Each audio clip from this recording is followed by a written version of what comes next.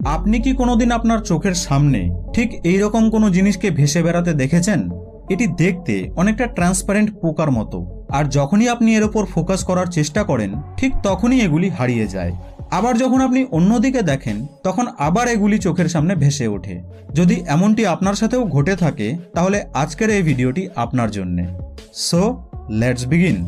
Actually এই transparent পোকার মতো দেখতে জিনিসগুলিকে ফ্লোটার্স বলা হয়, আর এর সায়েন্টিফিক নাম হলো মাস্কেই ভলিট্যান্টিস, অর্থাৎ উড়ে বেড়ানো মাছি। ওয়েল, এই ফ্লোটার্সগুলি কিন্তু কোনো পোকা বা বাইরের কোনো নোংরা নয়, বরং এগুলি তো জন্ম থেকেই আমাদের আইবলসের মধ্যে রয়েছে।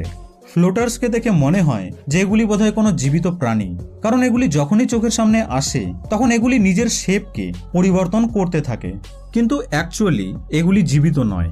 ফ্লোটার্স হলো এক এমন জিনিস যা আমাদের রেটিনাতে শ্যাডো মানে ছায়া তৈরি করে। আসলে এই টিস্যুগুলি রেড ব্লাড সেলস এবং প্রোটিনের ছোট ছোট টুকরো, আর যেহেতু এগুলি আমাদের ভিট্রিয়াস হিউমারের ভেতরে থাকে তার কারণেই আমরা এই ফ্লোটার্সগুলিকে দেখতে পাই। ভিট্রিয়াস হিউমার আসলে আমাদের চোখের মধ্যে অবস্থিত জেলের মতো লিকুইডকে বলে, আর চোখে অবস্থিত এই লিকুইডের সাথে সাথে ফ্লোটার্সগুলিও নড়াচড়া করতে থাকে, আর চোখ বন্ধ করার সময় এগুলি বাউন্স করে। ওয়েল, ফ্লোটার্স রেটিনার যত কাছে থাকবে ততই বেশি এবং ঘন ঘন আমরা এগুলিকে চোখের সামনে দেখতে পাবো।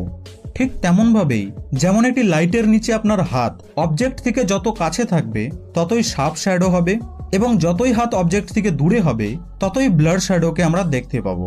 এই ফ্লোটার্সকে আপনি সব জায়গায় নয়, তবে স্পেসিফিক কিছু জায়গাতেই দেখতে পান, যেমন ব্রাইট সারফেস, কম্পিউটারের ব্ল্যাঙ্ক স্ক্রিন, বরফ এলাকায়, বা আকাশ যখন একেবারে পরিষ্কার থাকে। আকাশে ব্যাকগ্রাউন্ডের কনসিস্টেন্সির কারণে আমরা এই ফ্লোটার্সকে দেখতে পাই। ব্রাইটনেস যত বেশি হবে আমাদের চোখের পিউপিল ততই কন্ট্রাকশন হবে, আর এই কন্ট্রাকশন শ্যাডোকে শার্প করে দেয়, যেটাকে আপনি কিছুক্ষণ আগে টেবিল, লাইট আর হাতের এক্সাম্পলটিতে দেখলেন। শুধুমাত্র এই ফ্লোটার্সের ঘটনাটি নয়, আমাদের চোখের সাথে আরও একটি ঘটনা ঘটে থাকে যেটি একদম ফ্লোটার্সের মতোই, কিন্তু এটা ফ্লোটারের সাথে একেবারেই রিলেটেড নয়। যদি আপনি আকাশে এইরকম ছোট, উজ্জ্বল, দ্রুত গতিতে নড়াচড়া করা ফ্লোটার্সকে দেখে থাকেন তার মানে আপনি ব্লু ফিল্ড এন্টপটিক ফেনোমেননকে এক্সপিরিয়েন্স করেছেন।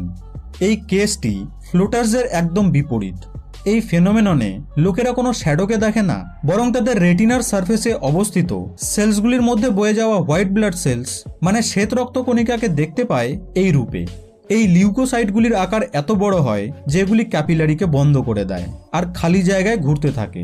তো এই খালি জায়গা এবং হোয়াইট ব্লাড সেলসের কারণে ব্লু লাইট এর মধ্যে দিয়ে পাস হয়ে যায়, কিন্তু রেড ব্লাড সেলসের মধ্য দিয়ে ব্লু লাইট পাস হতে পারে না, যার কারণে আমরা